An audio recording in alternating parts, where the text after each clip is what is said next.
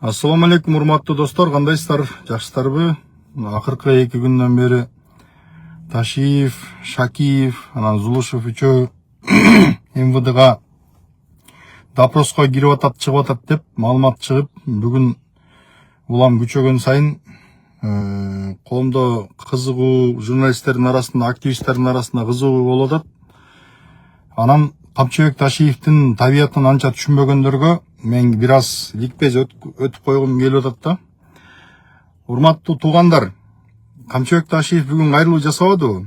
Бул деген мен мыйзамдын алдында өзүмдү коргоп алам, мен акталып чыгам, силер ошон үчүн көтөрүлбөгүлө, тынч отургула, тиги бу деген сөзү, бул деген эл журт мени камаган жатышат, мени колдоп койбойсуңарбы дегендей тымызын намек да булчу. Бул деген Ташиев мандраш болуп атат, мандраш. Ташиев түрмөдөн өлгүдөй коркот. Ошон үчүн коркок болгон үчүн коркок кишилер жанагындай бир немелерди көп кылат, ушундай басынтып, жанагы эсиңердеби, мындай психоанализ кылсаңар, психологиялык мындай портреттин изучать этип көрсөңөр, бул киши ошондой бир аркасында күч турганын сезип, монтип, баягы элдин баары давай деген кезде, ситуациядан пайдаланып, жанагындай алсыз бийлик турган кезде, ошол кездерде бир аз дардаңдап, авторитет топтоп алган. Чын-чынында Ташиев аябай коркок киши, Мен муну баягы башына диш түшкөндө тебелеп тепсеш үчүн айтып аткан жокмун. О Ташиев эмне кылып берет, анан тигиндей мындай дегендерге маалымат катары айтып атам да. Мен өткөндө Барпыга бардым, Жалал Абадка бардым, элдин маанайын байкадым. Албетте колдогондор, баягы жактагандар көпчүлүктү түзөт. Бирок деген ушу Ташиев үчүн төшүмдү тосуп, баарына даярмын деген электорат деле жок ал жакта. Көп мындай акыл эстүү, ар жак бир жагын анализдеген көп адамдар менен сүйлөшкөм. Анан Ташиев бул түрмөдөн аябай коркот. Эсиңерде болсо 2012 жылы бул забордон секиргенде, ошол кезде өзү барып секирип, далдактап кирип, анан жанантип МВД кайра кууп чыгып, анан буларды камап, ошол жерден Садыр Жапаровду кошуп өзү подставить эткен да. Эсиңерде болсо Садыр Жапаров ал жака барбагыла, токтогула деп кыйкырып турган. Ошондо тиги күпүлдөп барып кирип кетип, анан кийин түрмөгө баргандан кийин 2-3 күндөн кийин эле сынып калган. 2-3 күндөн кийин сынып, жалдырап, анан жанагындай бир тиги кийинчерээк анан жинди деген справка алып болсо да эптеп чыгып кетейин деп аракет кылып, анан Садыр Жапаров баш болгон парчалаштары айтып, эртең деген элдин алдында уят болосуң, шерменде болосуң, кой, өмүр бою тарыхта каласың, анан жинди деген ат менен. Ошон үчүн кой десе, жок, мен жинди деген справканы алып эптеп чыгып алайын, анан чыккандан кийин көрөбүз да деп, ошондой болгон да. Анан өзү түрмөдөн аябай коркот. Анан кийин вообще эле негизи мындай ички духу коркок киши бул кишичи. Анан да Равшан Жээнбеков айтпады эле, сен ГКН болбосо сен эч ким эмессиң деп. Анткени Равшан Жээнбеков мунун чыныгы состояниясын жакшы билет. Бул Садыр Жапаров окшоп көгөрүп, көшөрүп, аягына чейин миллиондоп акча сунса дагы албай, аягына чейин кумтөрдү кайтарам, мен мамлекеттин башына келип элди оңдойм, тиги бу деп аягына чейин күрөшкөн эмес. Жанагы Өмүрбек Бакиров менен парламентте айтышып кетпеди эле. Ошол жерден байкасаңар, бул паника болуп кеткен, паника. Болбосо аркасында президент турат, алдында парламенттин составы турат, карапайым эл турат. Анан кийин караламан калктын баарын карап турса дагы, ошол жерден мандраш болуп, бул баягы корккондон, анан тиги Өмүрбек Бакиров айтпады эле, убакыт келет, бир кезде убакыт келет, сүйлөшөбүз деп. Намек бергенде, ошондо эмнеге убакыт келет экен, эмнеге убакыт көрсөтөт экен деп сөгүнүп, аябай паника болуп кеткен да. Кыргызча орой сөз менен айтканда чиче берген. Анан азыр дагы ошондой кайрылууну кылып, тынчтангыла демиш болуп туруп, анан мени колдобойсуңарбы, мени камаган жатышат дегендей намек берип атат. Камчыбек Кыдыршаевич, мына сиз ошентип элди козутуп үмүт атасыз да.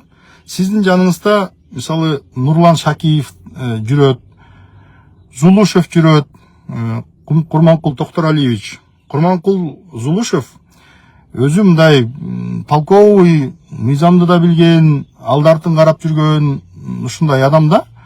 Ал алар жакшынакай эле паника кылбай, карлуу кылбай эле турат. Болбосо Курманкул Зулушевдин деле электораты бар болчу да.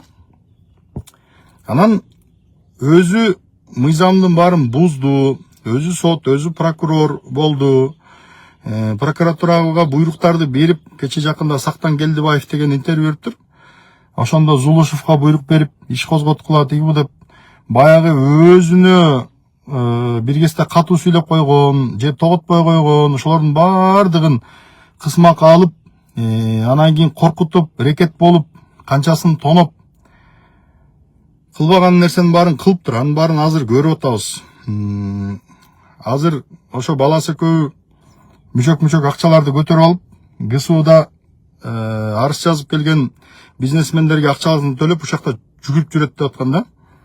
Анан бүгүнкү күндө далилдердин баардыгы, кылмыштардын баардыгы топтолуп, далилдердин баардыгы далилденгенден кийин тиги Ташиевден айырмаланып, Ички иштер министрлиги баардыгы мыйзам чегинде жасап атат.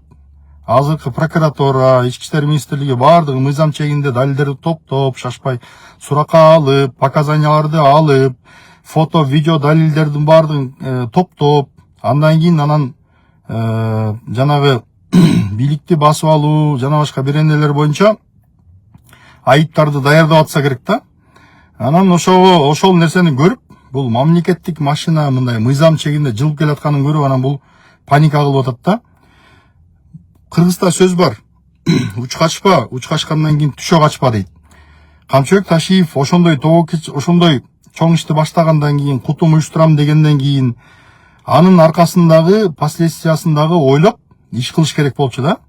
Канчаларды биз көргөнбүз, Исен Сыдыков жана башкалар убагында кутум уюштурган, ушундай кылып камалганда, алар достойно отуруп, достойно Бакыт Калыев жана башкалар башынан кыйынчылык өткүсө дагы чыдап, Молдо Муса Коңгантиев башына кыйынчылык өтсө дагы чыдап, достойно көтөрүп, анан өздөрүнүн аброюн, адамдык аброюн сактап калышкан. Ташиевде жүрөк, кечиресиздер, чалып жөрдү. Ташиевде жүрөк жок, анан паника.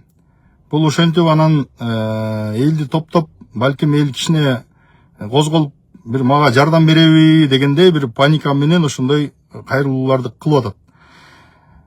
Камчыбек Кыдыршаевич, сиз эми канча нерселерди кылдыңыз?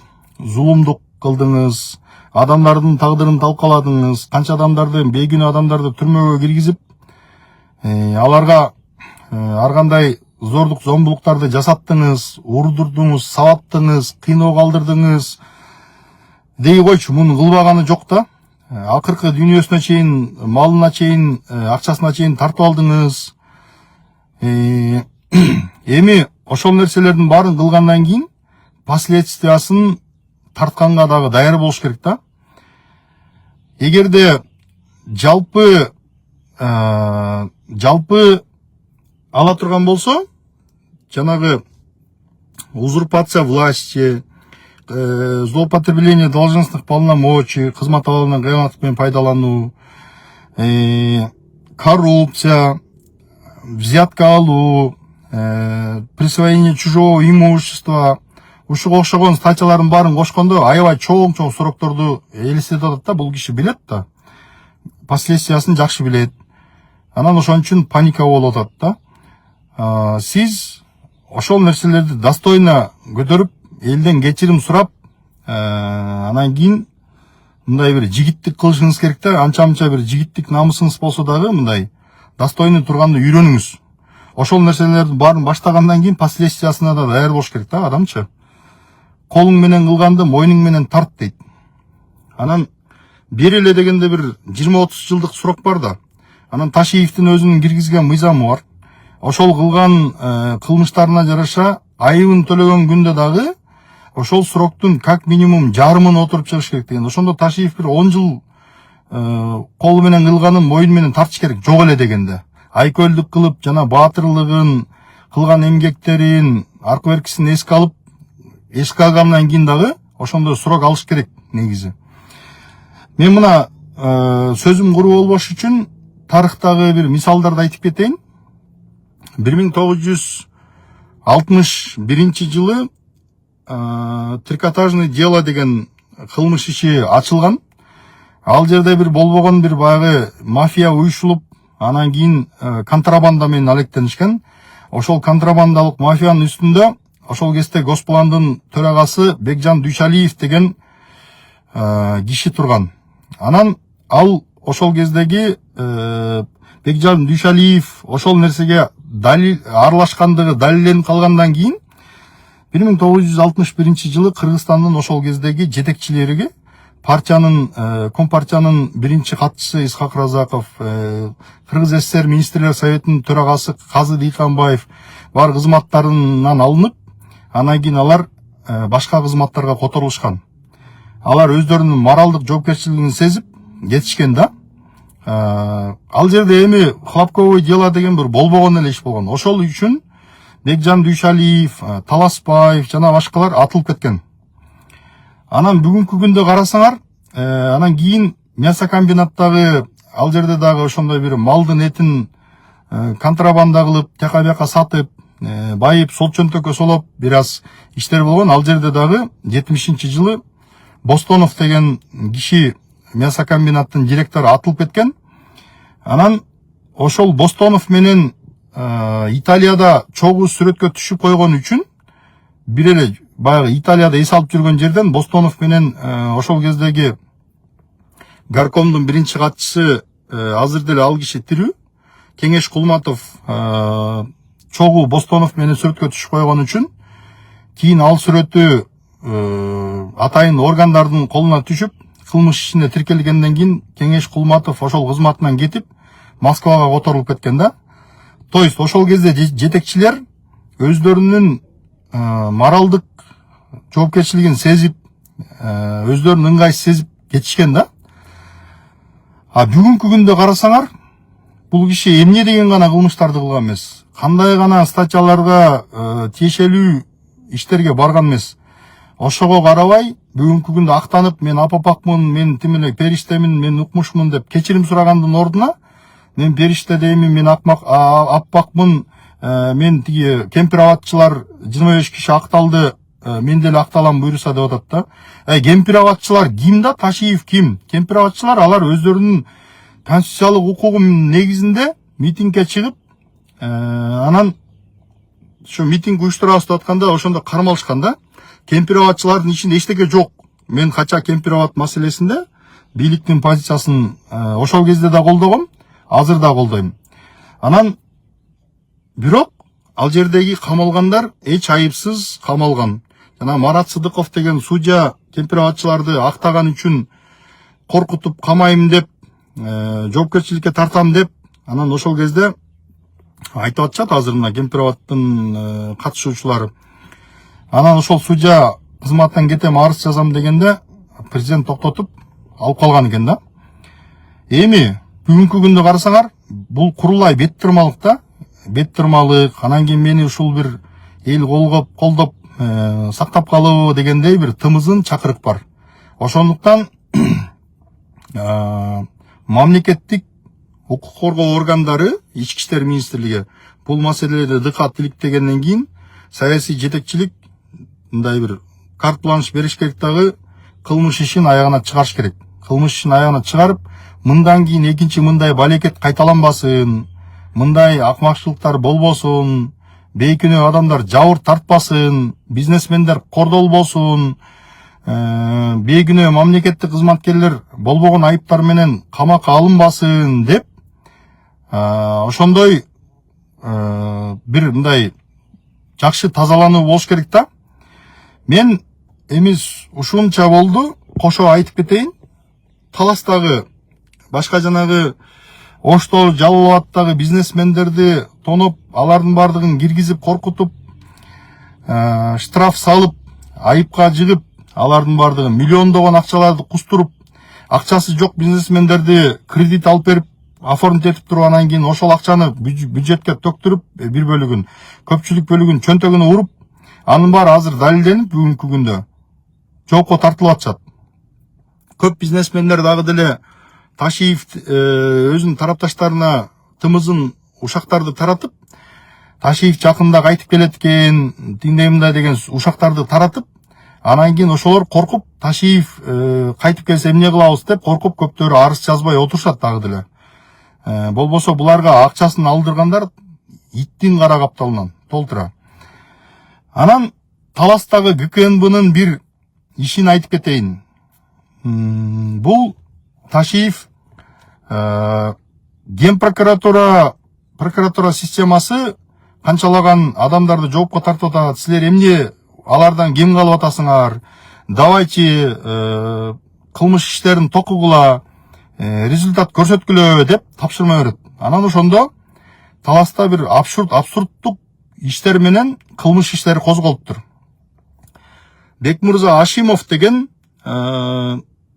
Ош областынын экологиясын башкарып жүргөн жаш жигит Таласка ротация болуп которулуп келет. Ошол жерден 21-жылы, 22-жылы эле Алтайдан маралдарды алып келип, Таластагы Беш таш коругуна коюп берет.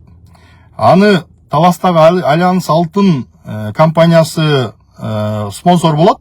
Бирок Альянс Алтын маралдарды алып келип туруп эле ошо менен таштап коюптур дагы. Анан алардын маралдардын жеми, чөбү, тузу, жана башка камкорлуктардын бардыгын экологияга жүктөп коюштур. Анан экологиянын башчысы Бекмырза Ашимов өзү базарда тандыр жаптырып, тандырга нан жаптырып бизнес кылчу экен. Ошодон түшкөн акчасынын бир бөлүгүн, өзүнүн айлыгы 35 000 сом, ошол айлыгынын жарымын ошол маралдарга жемге, тузга деп акча бөлүп, ошентип маралдарды багат, өстүрөт. Анан каттаганда чарба маралдары дебей, аларды жапайы маралдар деп туруп катталып калган экен да.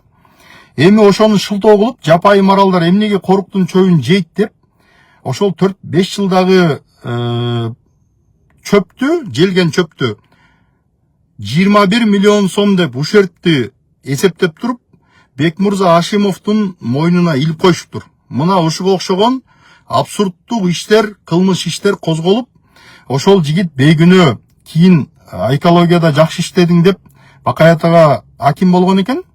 Анан ошол жерде аким болуп турганда кылмышчы токулуп, анан камакка алынат. Азыр ошол киши коррупционер деп мойнуна 21 миллион сомду илип койгон Бекмырза Ашимов үйү жок, Таласта бир ошол жердеги бирөөнүн үйүндө баш калкалап, үй бүлөсү менен үй түрмөдө отурат. Домашний арестте. 5 баласы бар экен. Улуу баласы Ошто экен.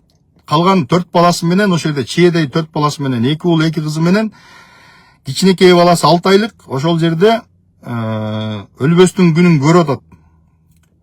Башы болсо соттон чыкпайт күндө. Анан күндө сотко каттап, өзү домашний арестте отуруп, эки жака чыга албай, актыгын далилдей албай ушинтип отурат. Өткөндө атайын барып, Таласка барып, акыбалын сурап, жолугуп, таанышып, сүйлөшүп, иштин чоо жайын бардыгын сурап келдим. Эми ошого окшогон бейгүнөө канчалаган кызматкерлер камакка алынып, жоопко тартылып жок жерден жебеген самсыга пул төлөп азапты көрүп атышат. Ошол Бекмырза Ашимов өзү областтык Талас регионалдык экологиянын башчысы болгонуна карабай, Беш таш коругунда барып алып, костюмунун шымын түрүп алып, чалгы чабат экен. Чалгы чаап, ошол маралдарды баккан. Керек болсо андай адамдарга даңк медалин берип, сыйлык берип, мына мамлекеттик кызматкер деген ушундай болот деп мактай турган жерде, ошол ГКНБнын Ташиевдин жүргүзгөн саясаттын аркасында ошондой кызматкерлер чабылып кетти. Анан ошондон кийин кандай адам келип мамлекетке кызмат кылам дейт. Бүгүнкү күндө жакшы кадрлар аз, кадровой голод кадимкидей байкалып атат да.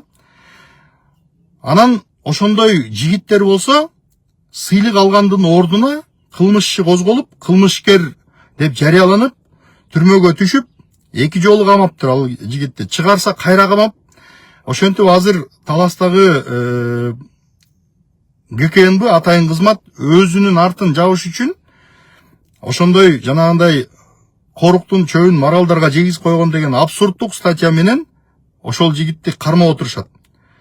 Урматтуу Садыр Нуркожоевич, мен сизден өтүнөт элем, ошол жигитти чакырып, же болбосо ишине кызыгып, акыбалын сурап, эмне болгон деп, эгер ошол айтат да, мага теректерди кыйды деп айыптарды койду дейт, жолдун жээгиндеги тарас жолу кеңейтилип, мурдагы 2 полосалуу жол азыр 4 полосалуу болуп жасалган жатат. Ошол жолдун жээгиндеги оорулуу дарактарды, түйү тамыры чирип калган дарактарды жана башкалардын баардыгын изучать этип туруп, Улуттук илимдер академиясынын экспертизасынын негизинде, корутундусунун негизинде разрешение берип, ошол 477 даракты кыйдырды деп, аны кылмыш токуп, анан бүгүнкү күндө ошондой абсурдтук сот иштери болуп атат да. Анын баардыгынын колунда документтери бар.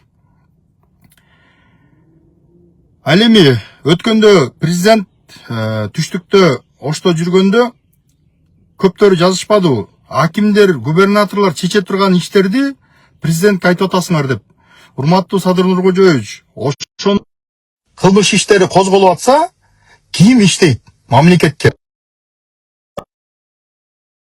Бүгүнкү күндө президент жана генералдык прокурор, улуттук коопсуздук кызматынын азыркы төрагасы, Ички иштер министрлиги мамлекеттик кызматкерлердин кепилдигин камсыздаш керек. Аларды көрүнгөн жерден кармап алып, апарып камаганга жол бербеш керек деп ойлойм. Ошондо мамлекеттик кызматтын кадыр баркы өсөт, жергиликтүү бийлик өзүнүн милдеттерин так аткарат. Анан ошентип болбогон кагаздарга кол койдуң деп туруп эле четинен апарып туруп камай берсе, анда добросовестный мамлекеттик кызматкерлер калбай калат. Мына ошонун баардыгы Ташиевдин кылган ишинин жыйынтыгы. Ошондуктан, урматтуу Камчыбек Кыдыршаевич, сиз эгерде жигит болсоңуз, чындап эле мамлекетти сүйгөн, мамлекеттин кыргыз мамлекетинин жараны болсоңуз, анда сиз өзүңүздүн кылганыңызды, жоопкерчилигиңизди тартып, элдин алдында, мамлекеттин алдында кечирим сурашыңыз керек. Ошол мен сиздерге айтарым. Урматтуу достор, мен акыркы кездерде эфир кылбай калганымдын себеби, Ички иштер министрлиги чечкиндүү чараларды көрүп, болгон кылмыш иштеринин негизинде акчасын алдыргандардын акчасын өндүрүп, Ташиевке окшогон баскынчылардан, каракчылардан коргоп, кылмыш иштери боюнча чечкиндүү чарага өткөндүктөн көрүп, мен мамлекет акыры бул ишке терең киргизип атат деп туруп, көптөн бери эфир кыла элек болчумун. Эми только по факту ошондой жерлердеги ГКНБнын кылган иштери боюнча фактылар болсо, анда-санда чыгып эфир кылып турабыз. Калган сөз мамлекеттин желдеттеринде, укук коргоо органдарына беребиз. Ошолор калган иштердин баарын улантат. Сиздерден сураныч, урматтуу жабыр тарткандар, азап көргөндөр, үйүн алдыргандар, кыймылсыз мүлкүн алдыргандар, акчасын алдыргандар, түздөн түз укук коргоо органдарына кайрылгыла, военный прокуратурага кайрылгыла, Ички иштер министрлигинин кайрылгыла, ачык кайрылгыла, коркпогула. Ташиев эртең келип калат дебегиле. Ташиев келбейт. Ташиев келбейт. Мына мамлекет бүгүн ачыкка чыгып атат. Бүгүн болбосо эртең айыптар тагылып, алар өздөрүнүн кылгандардын мойну менен тарта турган убакыт келди. Ташиев кайтып келбейт мамлекеттик кызматка. Эч коркпостон арызыңарды берип, укук коргоо органдарына кайрыла бергиле. Эгерде кандайдыр бир резонанс кылып коомго алып чыгыш керек деген маселелер боюнча айткыла ачык тартынбай. Видеолорду жазып, кайрылууларды жазып туруп, мага жөнөткүлө, мен жарыялайм баракчага. Ушинтип биз бардыгыбыз жалпатырмак мыйзамдын адилеттүүлүгүн калыбына келтирбесек болбойт. Урматтуу достор, көңүл бурганыңыздар үчүн чоң рахмат.